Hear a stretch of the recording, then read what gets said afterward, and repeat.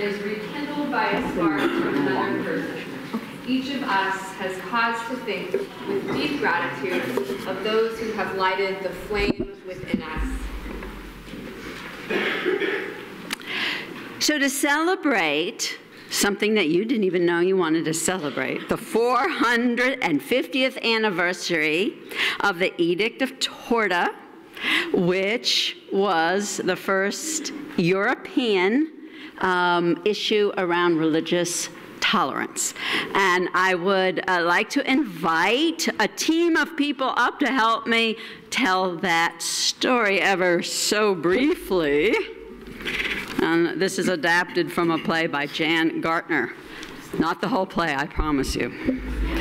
Once upon a time, a little more than 450 years ago, in the country of Transylvania, a young king, John Sigismund, was growing up surrounded by war and protected by his mother, Queen Isabella.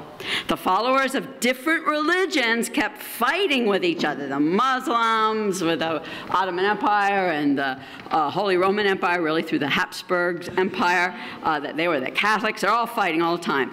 His mother, Isabella, died when John Sigismund was 19 years old. It was now all up to him to try to stop the wars.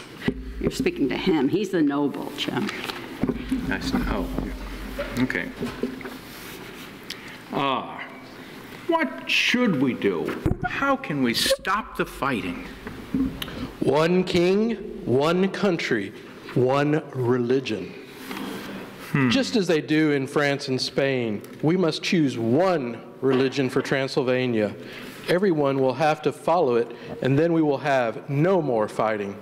I don't know. You know, my dear mother taught me that people should try to solve their differences by talking. I wonder, what if I invite people from different religions to my court to talk together?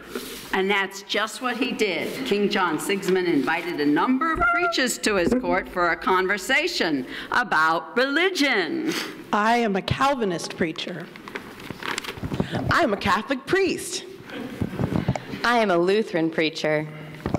I'm a Greek Orthodox priest. And I'm Francis David. I'm a Christian who believes that God is one, not three.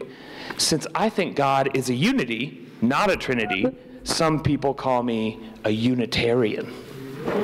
Of course, preachers are great talkers. They talked on and on for days, for weeks. Sometimes they argued, but they didn't actually fight. Wow, I'm really impressed with Francis David, the Unitarian. He makes a lot of sense to me. I think I'm going to become a Unitarian too. I say one king, one country, one religion. Oh, yes, I see. Yes, Yeah. I say, we need not think alike to love alike. Right. One king, one country, one religion. We need not think alike to love alike. Well, I could do what the noble suggests and make everyone in Transylvania become a Unitarian, like Francis David and me. But one of the things I like best about what Francis David says is that we do not need to all think alike. King John Sigismund thought hard about what to do. Think hard, Jim. He was still just a young man, and he had a big decision to make. Should he demand that everyone practice the religion he had chosen for his own, or should he let everyone choose for themselves? I hereby issue an edict of religious toleration. I proclaim that every person can follow the religion of their own choosing. No one shall be reviled for their religious beliefs by anyone else. Francis David? No, that's it. That's all. That's why I've stopped it there. Thank you. Okay. Sorry.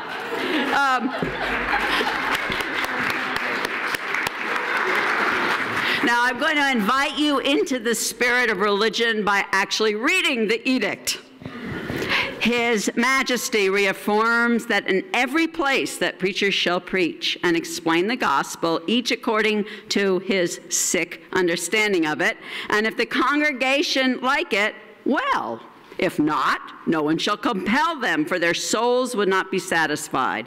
But they shall be permitted to keep a preacher whose teachings they approve. Therefore, none of the superintendents or others shall abuse the preachers. No one shall be reviled for his religion by anyone. And it is not permitted that anyone should threaten anyone else by imprisonment or by removal from his post for his teaching. For faith is a gift of God, and this comes from hearing, which hearing is by the word of God.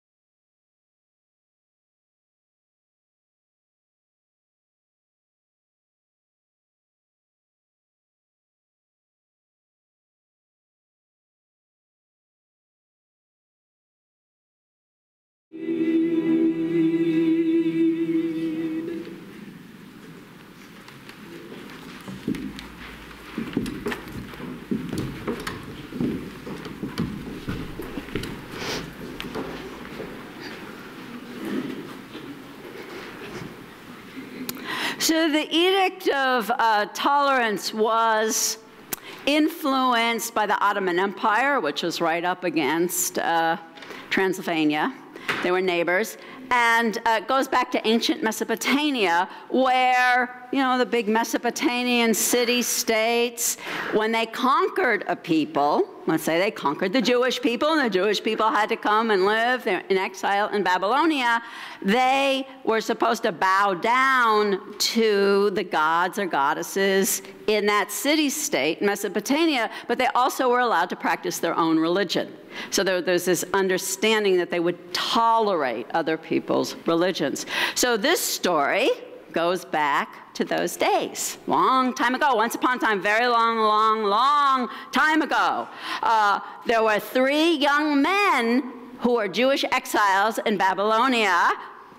And see, everybody, you have to go out so I can see them too, because, yeah, that's why it's on both sides, because I do not know the Guys and Dolls song where these words are in it. Meshach, Shadrach, and Abednego. Those 3 men, they were being trained, educated to help the king of Babylonia run, be bureaucrats, run the state. And that was what they were being taught. And they were really good at it. Really good at it. And they were rising up in the ranks. They went from internship to doing the job to being managers. And there was this declaration one day that the king made. He said, from now on, every time you hear the trumpet sound, wherever you are in the city, you have to bow down to our God. Now, their God was represented by this big, huge golden statue, just like, have any of you seen the statue of Athena at the Parthenon? The big gold thing was just like that, only it was a guy. And they said, you have to bow down. So every time the trumpets blew, people turned towards the Parthenon, bowed down. Okay, so some of the people working for the king were kind of jealous of how well Shadrach, Meshach, and Abednego were doing as they rose up. They wanted those promotions, right? They didn't want the other guys. So they became tattletales. They went to the king and they said, we have noticed that when the trumpets blow, Shadrach, Meshach, and Abednego do not bow down. So the king said, that doesn't sound right. And he called them to him and he said, Shadrach, Meshach, and Abednego, why aren't you bowing down? Now, these men, they were not used to being oppressed. They were, sure of themselves. And they just said, we don't have to defend ourselves. And the king said, well then, we're throwing you in the fiery furnace. Oh, the fiery furnace. Big, like a big oven with flames in it. Yuck. So they're like, go ahead. Go ahead. If we burn up, we burn up. But if our God protects us, we'll be fine. And I'll tell you, if we come out of that alive, we will not bow down before your king when the trumpets sound. He goes, okay, your God, okay, that's fine. So the king is really mad. He says, he's so mad, people don't even recognize him. You know how when someone gets mad? He says, okay, everybody, fire up that furnace 7 times hotter than ever. And they keep making it hotter and hotter. And then he tells 3 of his strongest men, put those men, Shadrach, Meshach, and Abednego, into the furnace. And as they grab them and put them in the furnace, they burst, the 3 men helping the king burst into flames.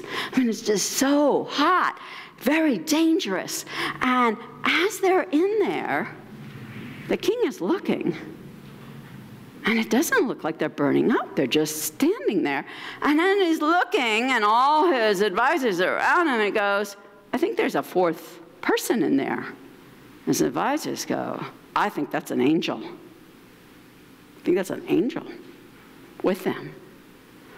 Well, the king is like, okay, they're not burning up. He says to them, come out if you can, and they came out, the 3 of them. The angel did not come out. The angel stayed in the flames. And the king said, okay, you're right. You didn't burn up. You don't have to bow down before the statue. And that ends our story.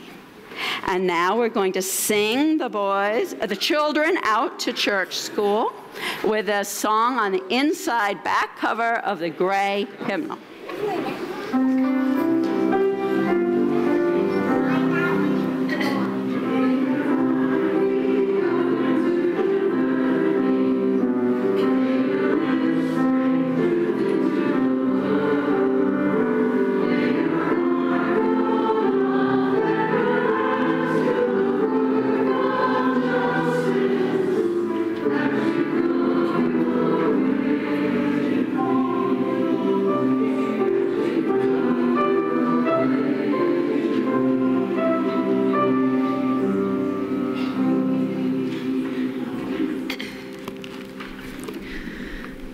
Good morning. My name is Valerie Martin. I'm a member of this congregation, and it's my pleasure to welcome you here in the sanctuary and those joining us online to worship this morning.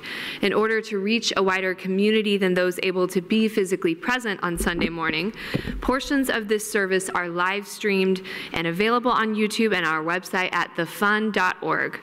Before I continue, let me remind you to silence your cell phones. As Unitarian Universalists, our spiritual paths vary, but in this congregation we have made a covenant together. We affirm our interdependence, celebrate our differences, and work for justice. We deepen our relationships as we create a compassionate, welcoming community, nurture spiritual growth, and act on our values in the broader world. I want to extend a special welcome to visitors worshiping with us this morning. We ask you to wear the paper name tags because it helps us to get to know you better. If you're seeking a spiritual home, we hope you may find it here. Whether you are new to Unitarian Universalism or visiting from another UU congregation, we invite you to stop by the welcome table after the service to have any questions answered. People become members of this congregation by signing the membership book and supporting the church with their time and finances. If you're considering joining the church, please talk to our assistant minister, Holly Miller. Following the service, we hope everyone will enjoy coffee and fellowship in the social area, where you will also find information about current opportunities for engagement and reflection. There are a number of announcements in the weekly bulletin that I hope you'll take home and read, and I have one more here. On December 14th, following the second service, join the Beloved Community Committee in the fireside room from 1 to 3 p.m. for Difficult Conversations, Deconstructing Whiteness, a video and panel discussion about the inter- and intrapersonal pillars of whiteness. We'll begin looking at the history of whiteness as an idea, and then view a video from anti-racist scholar and facilitator Dr. Robin DiAngelo, who examines the communal and psychological props of whiteness, as well as how we develop resilience in conversations about race. This event is perfect for those looking to deepen their commitment to anti-racist allyship, and there will be a sandwich bar lunch provided following the service for all who would like to stay. Thank you.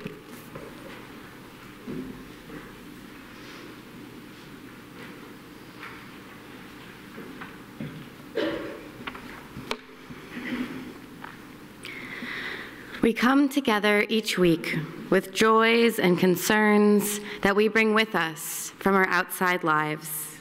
We come with our triumphs and our losses, world-weary and hopeful. We come here to form a community that holds one another, that weaves together our hope and despair. At this time, you may come forward, and our chaplain, Kathy Chang, will help you light a candle so that this community may hold the joy or concern that you carry within. If you would like that joy or concern shared, you may write it out on the yellow slips of paper that you'll find in your pews and bring them forward to me to be read. May this be a time when you are present with all of yourself.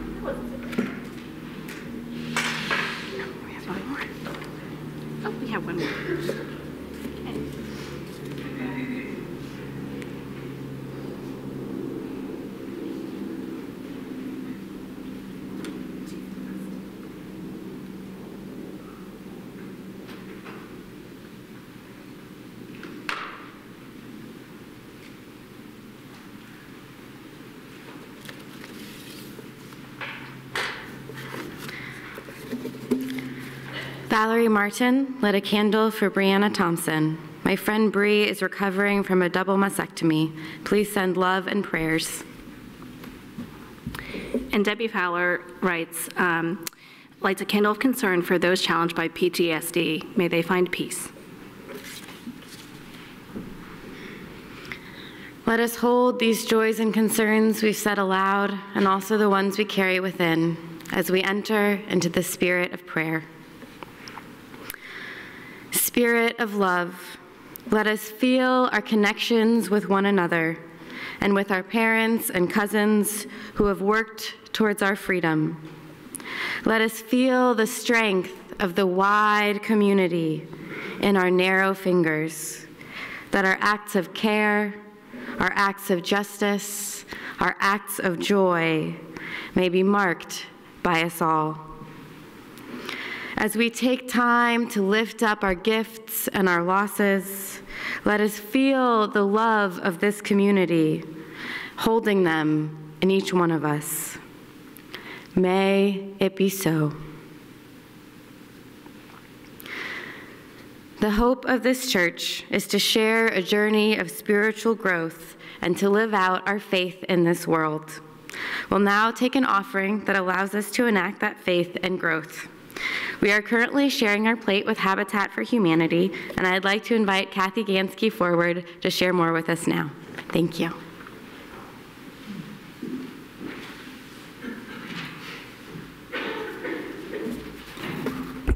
Good morning. Last week, for the Story of All Ages, Gail Spar took us on a journey to the Wizard of Oz. The telling brought to mind Dorothy's parting words. There's no place like home. There's no place like home. There's no place like home.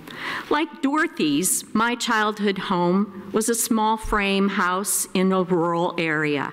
Not Kansas, but Iowa. My parents took great pride in owning the place when they bought it and worked hard to maintain and improve it. I understand their feelings, having recently bought and fixed up a home myself in Nashville.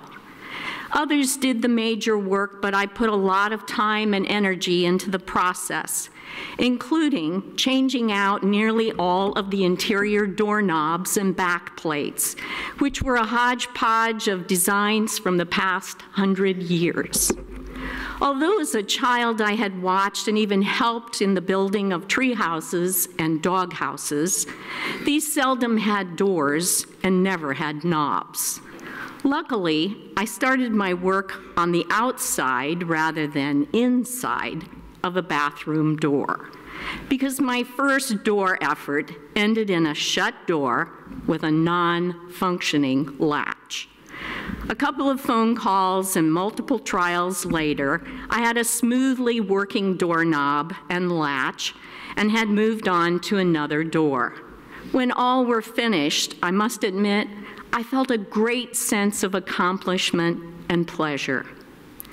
Many people who would like to own a home are unable to do so. Around the world, about 1 out of every 4 people lives in poverty. In Nashville, the poverty rate is only somewhat less discouraging, 20%. Habitat for Humanity was started in 1976 in Georgia by Millard and Linda Fuller, with the aim of making home ownership possible for more lower-income people. Our Habitat of Greater Nashville is deeply committed to empowering families with the opportunity to buy their own home. During 2017, 34 homes were built in the Greater Nashville area, 27 of them right here in Davidson County. I had the pleasure of working on one of them in 2017 and one in 2016. My experiences were both learning opportunities and heartwarming, communities coming together with families to fulfill their dreams for home ownership. The first year, I helped to put up siding and I learned to use a nail gun in the process. This year, I had the opportunity to expand my new doorknob skills by helping to put in exterior doorknobs and locks, and I learned how to caulk. While all this was great, it was other aspects of the build that really captured my attention. The synergy of energy and positivity that pervaded the day. The overseer who constantly checked the work being done to ensure a high standard, and the attention given to designing a home that addressed the family's particular needs. This year, that necessitated inclusion of an extra side door to accommodate an adult with a disability. The biggest highlight, though, was seeing the anticipation and joy of the future homeowners on site, carrying out tasks, working with us. This partnering is a critical element of Habitat for Humanity. As part of their willingness to partner, Habitat homebuyers invest hundreds of hours of their own labor, called sweat equity, working alongside volunteers and other Habitat homeowners. Our partner families also are required to complete the Homeowner Academy curriculum, which is comprised of 70 hours of classroom instruction. Homeowner Academy is an educational initiative established in early 2005. This program is a series of courses designed to teach life skills and encourage new habits, from teaching financial management and budgeting to home construction and maintenance and repair.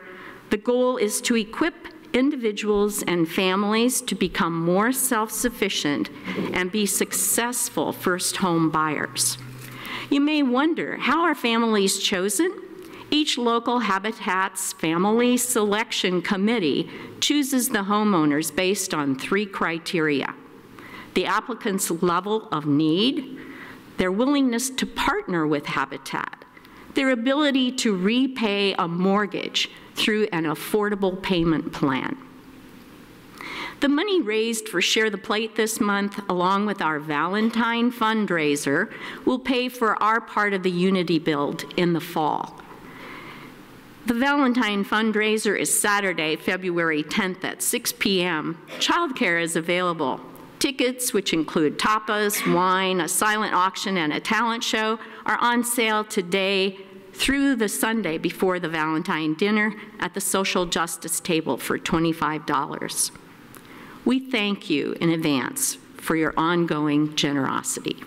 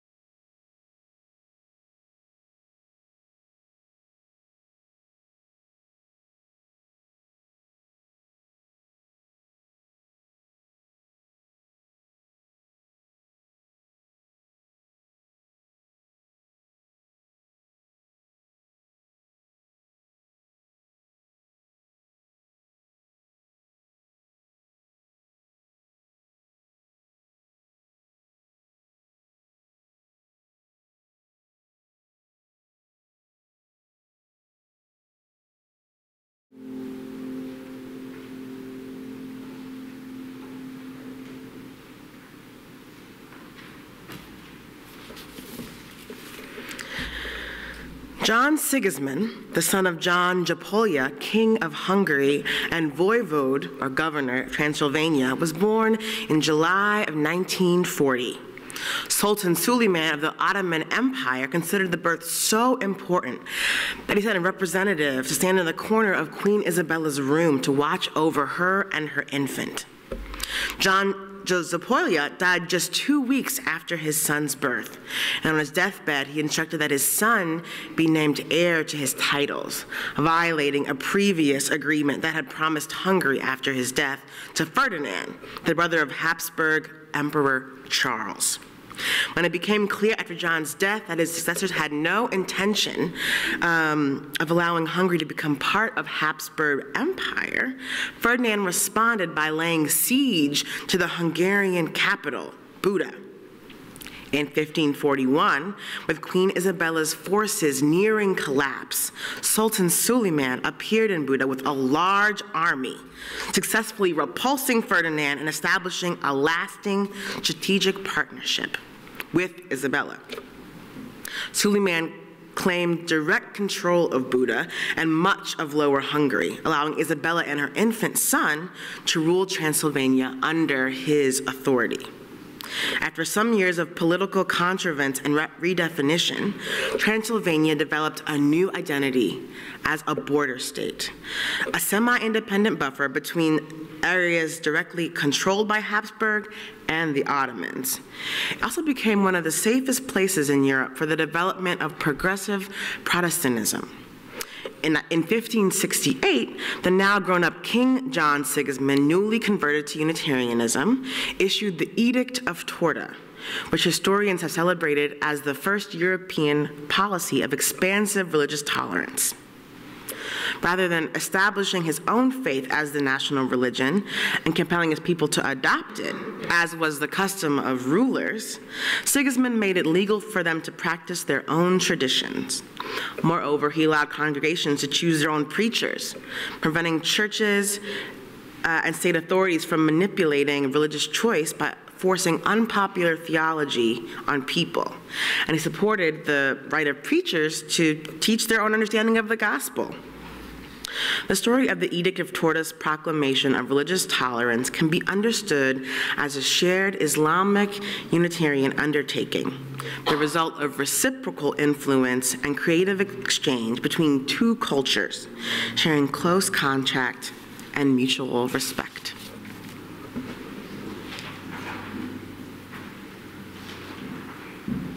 Please remain seated for our middle hymn, number 1032 in the turquoise hymnal. Number 1032, Dauna Naish. Susan's going to play it through for us, and then we'll sing it through together twice.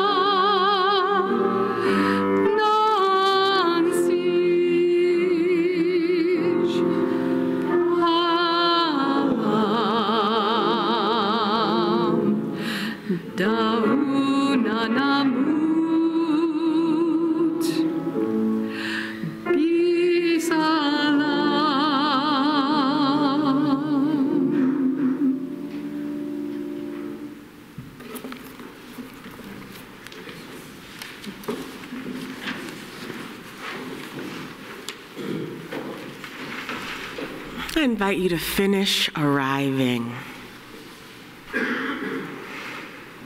Feeling yourself in this room with gravity and others. Connecting to your breath. Finding for just one moment a little semblance of stillness.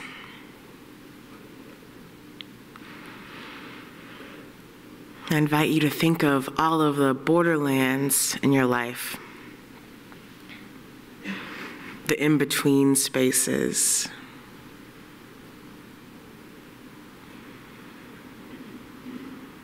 the spaces right on the edge of something else.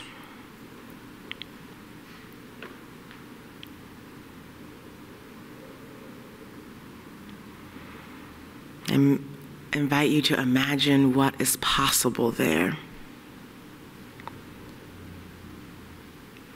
What are you learning in the borderlands of your life?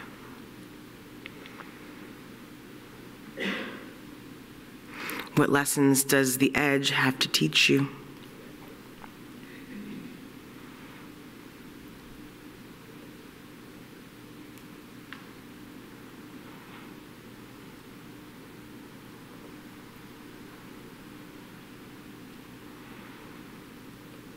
Finding your breath and stillness one more time.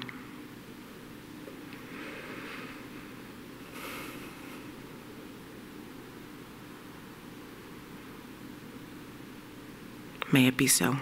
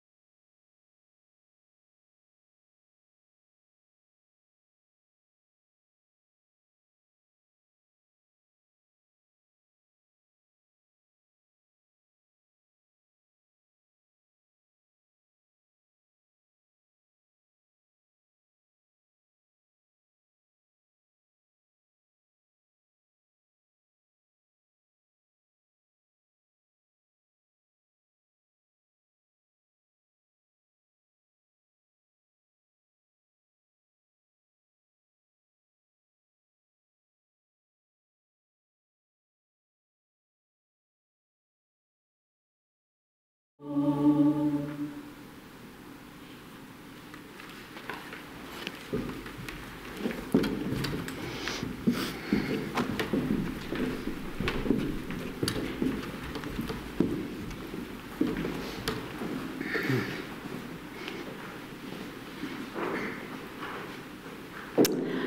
Unitarian faith was conceived and born on the borderlines.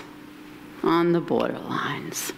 It was conceived in the beginning of the Reformation or the Enlightenment period in Western Europe, central actually originally in Spain, by people as they learned and interacted with others,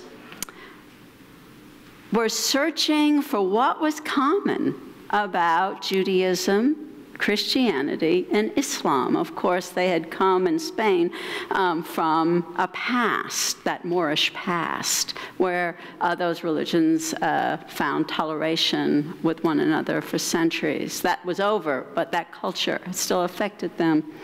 And but they became caught, people with those progressive Protestant thoughts, became caught between two political forces.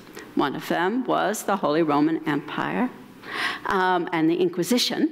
So people kept moving, escaping from the Inquisition, as well as the development of Protestant nation states, as Calvinism and Lutheranism developed. The upper class people in the cities thought this was a wonderful opportunity to develop their own ability to rule themselves, forming nations, city-states, and then nation-states. And so Protestantism became also deeply political.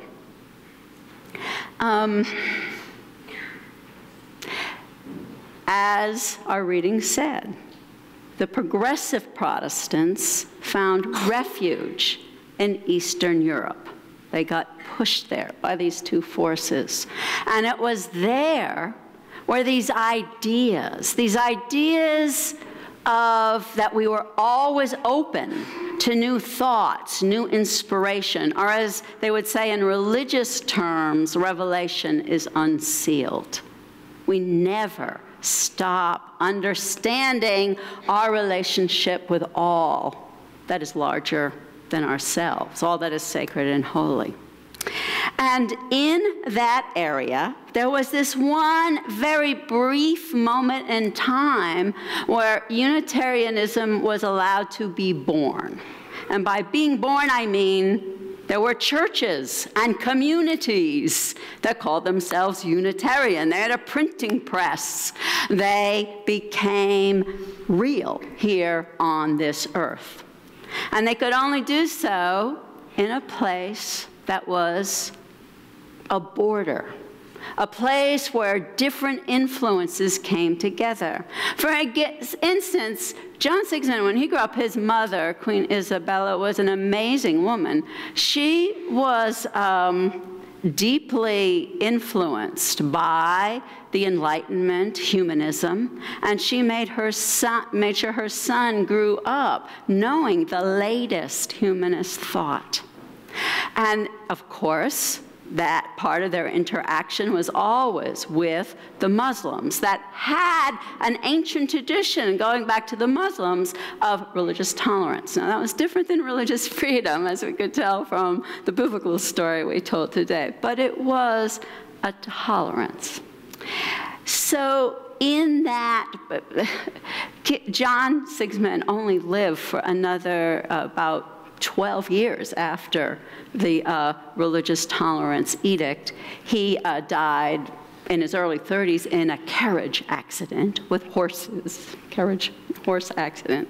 And soon after that, the court preacher, Francis David, was told he could not keep having new ideas.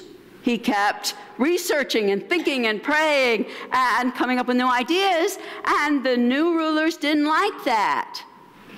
It it was very hard for people to really learn to be free, to continue living in that open-hearted way, interacting with all the others, with experience as it unfolded. And he ended up in jail. They put him in jail, and he died there. So there was this brief period of time. But the Unitarian Church event thrived. It didn't always thrive. Sometimes it was bigger and spread throughout Eastern Europe. Sometimes it was smaller. The politics of Eastern Europe is incredibly complex. But there's still many Unitarian churches in Eastern Europe, and especially in Transylvania. Now, Transylvania, Jim and I got to go there. It was about 7.5 years ago now. We got to spend about 10 days there. And I wanted to tell you a little about how they live on the border and what they're learning about being free. When we went there, they had just been in the European Union for 3 years. And we went to stay with a woman that, Kinga Rekka, that I had met in this country. She was a Transylvanian minister who had grown up. Her father had been a minister as well, and she had come to the United States to study. So I got to meet her then. She was in a class that I taught about UU history, and she invited Jim and I to stay in her parsonage, which was in a little farming town in Transylvania. I couldn't have been more than 200 people there. They were all Unitarian, everybody in the whole village. They had a beautiful parsonage that was built by their partner church in the United States, that people had come over to help build it, which was the UU Church in St. Paul, Minnesota, where Jonah's parents ministered. So his parents had been there. And it was next door to a church that was built in the 1400s, originally Catholic, but in the 1500s it became Unitarian. And it had been Unitarian consistently from that time. So we got to see a lot of worship services there because it was Easter week, and they had a service every day for like 3 days before Easter, a couple days after Easter. And of course, Jim and I couldn't understand a word of what anybody was saying because it was all in Hungarian. And so one day I said to Kinga, I said, Sue, what are you talking about in there? What are you preaching about? And she says, well, we've been pretty much preaching about what it means to actually be free, how to be free. And I'm like, well, why? Why are you preaching about that? And she says, well, I grew up in communism, and we weren't allowed to practice our religion, and we weren't even allowed to speak Hungarian because Hungary had become part of, Transylvania had become part of Romania, and the communists were just trying to make it all Romanian. So she said, and it was an age of austerity, so we were very poor, we had nothing. We practiced our religion in secret. In other words, people would come to our house, because her father was a minister, and we would have our worship services, and we spoke Hungarian in secret. We even had our names, our Hungarian names had to be secret. And she says it wasn't until she was about 18 when the Romanian Revolution happened, and it happened really in 2 days on television. She said it was right before Christmas, a couple days before Christmas. She was cleaning the living room, and the TV was on, and I can never say his name. He was the Secretary General of the Communist Party. Terrible tyrant, he and his wife. They were arrested on TV. People just came, interrupted his speech, whisked him away, took him to the airport, and within 24 hours they executed him on Christmas Day. And she said she watched this on TV. After all these years, they were free. But they had no idea how to be a democracy. And so here it was, 20 years later, and a whole generation had passed. She'd grown up, she'd gone to seminary, she had married, she had 4 children. She was the minister of this church, and they had just joined the European Union. And when the European Union, when they joined it, one of the things they were encouraged to do was open up all the records, the secret records from the time of communism. And it opened up this whole national discussion about what, how to say it, it reminded people that they did not know how to act like free people. It brought up how afraid and how they didn't challenge things. Like the people in the story, like Meshach, Shadrach, and Abednego, they couldn't just say, I don't need to defend myself. This is who I am, and I have a right to do this. What opened it up for people in that village was part of the records that were opened up were the ministers who were supposed to not be working, of every religion, and were doing it in secret. They were pressured by the communist police to turn in the names of people in their congregations who were doing anti-communist things. And every once in a while, the communists would kill one of these ministers if they weren't doing it, so that they knew the threat was real if they didn't do it. Now, what happened in these records, they found out the names of the ministers that had turned people in and the people they had turned in. And of course, the elderly people in her congregation all knew who these ministers were. They knew who the people who were turned in, and it just broke their hearts. And yet Kinga knew, I mean, her father was a minister, and she said to me, I know the pressure they were under. It was a no-win situation. She says, my father never turned anyone in, but he drank himself to death because the stress was so great.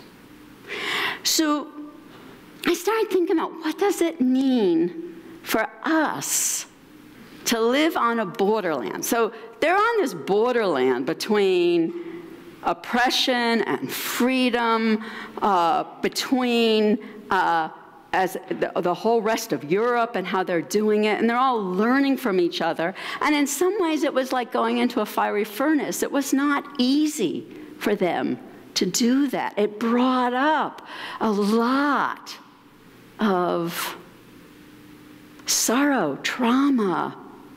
It was devastating to them in many ways. And it made them realize that they still weren't taking responsibility for their lives in the way that free people do. Maybe a little more, but not as much as they could. And I started applying that to my own life. And what came up for me was the hashtag #MeToo movement. I realized that for me, I'm living on a borderline of learning to be free as a woman. I happened to grow up in a very repressive household and system in which I was taught very explicitly that my father was the ruler, that I had to obey him in all things, and that I was told that that was my future was to do the same for my husband. And it was very much implied that the cost of walking out the door, some of the people in Me Too movement were saying the cost of business was to be in business, to work for a woman 30 years ago was to be sexually harassed. I was actually taught to walk out the door and do anything outside of my household. The cost of that was to be sexually harassed or assaulted. And that's why you didn't talk about it, because you weren't supposed to be out there anyway. Right? So it never crossed my mind when I was sexually harassed, as all young women and many young men are, never crossed my mind to say, don't do it. Never. Matter of fact, there was no word for sexual harassment until I was in my late 20s. That wasn't even a word. The first court cases that used that word were actually in the 30s, when I was in my 30s, not the 1930s. I'm not that old. Okay. So as this hashtag Me Too, I'm very involved in the Unitarian Universalist Association around issues of sexual harassment, ministerial misconduct, things like that. And so I'm on this chat line with women ministers, a closed chat line. And it's been heartbreaking. And I'm sure other people have seen this in their lives. Heartbreaking as people, in this case mostly women, have talked about things they had never talked about before. In the last, 40, 50 years, some of them, being sexually harassed and assaulted. It's heartbreaking. And what it brings up for them and for everybody is past trauma, shame, just great sorrow. Loneliness, the loneliness of suffering alone, even as they're able to connect about it. And it's like entering a fiery furnace. And you see the sorrow of all of that. And yet, we also come up against, those of us who have not spoken in the past, this understanding that we were not taking responsibility for ourselves to be free. Because I've talked to women my age who said, yeah, somebody sexualized me, and I said, you leave me alone, I'm walking out the door, and I'm never coming back. There were people that understood that they had the freedom, that they had the right, that they had the integrity to do that. And so we understand how our cultures shape us. And that sorrow, but how we need to act differently. I need to act differently. I need to learn to speak up more to the oppressors. Say, no, that's not about me too, it's about you don't. So I am so grateful, so Borderland, I am so grateful for the young women who grew up differently than I did, who did this hashtag Me Too, this Alyssa Milano and these young women who are using whatever influence they have to publicly help us all see that. And I noticed that in my own little group of people I've been working with, they all came to the same conclusion just last week as all those rich actresses, that you need a defense fund so that you can take things to court, because that's where it's that the most powerful people take the least powerful people to court, as we can see in the Hollywood stuff. And so we need these defense funds to protect the least powerful among us. And so it's like everybody's starting to think about what to do moving forward, to take responsibility for our freedom. So what I wanted to ask you today is to think about what borderlands you're in. Where are you interacting with different points of view, having different experiences in a mix on the borderland, having ideas that expand your mind, and trying to learn how to act on them. Those are precious places. Those are sacred places. Those are at the heart of who we are as a religious people, to sit in those borderlands and learn.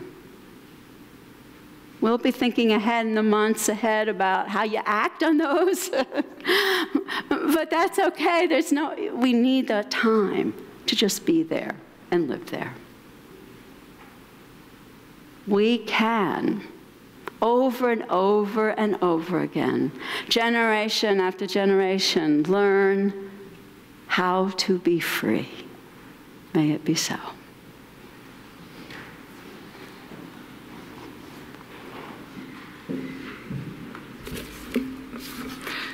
Our closing hymn is number 116, I'm on My Way. This hymn was written so very long ago that verses 2 and 3 have gendered language, sister and brother, and I'd like to invite you to use whatever words work for you in the context of this song. Cousin, sibling, aunt, uncle, person. Please join in the singing, rise in body or in spirit. We get to sing and be free in the singing. Number 116, I'm on my way.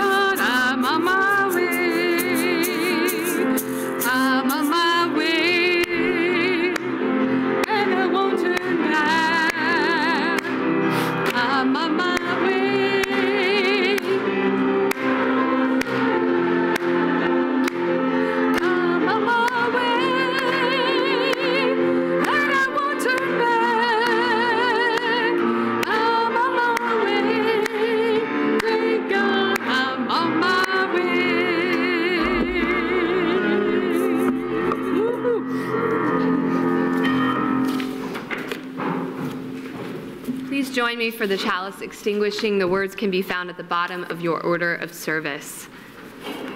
Extinguish this flame, but not the light of truth. The community, or the water of commitment. These we carry in our hearts until we are together again. I'd like to close with these words, adapted from my colleague and friend Morris Hutchins. It's over there in East Tennessee. He's writing about our ties to our Transylvanian Unitarians today. They are models of courage. They connect us with a past we have often overlooked or forgotten. They articulate a theology that is connected to both the 21st century and the 16th century.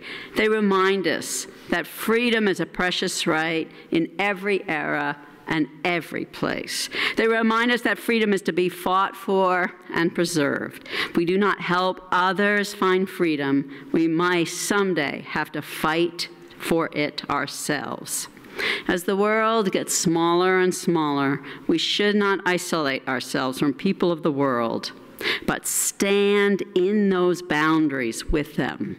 For there we can give birth to freedom yet again. This service is over. Let our service begin again, renewed.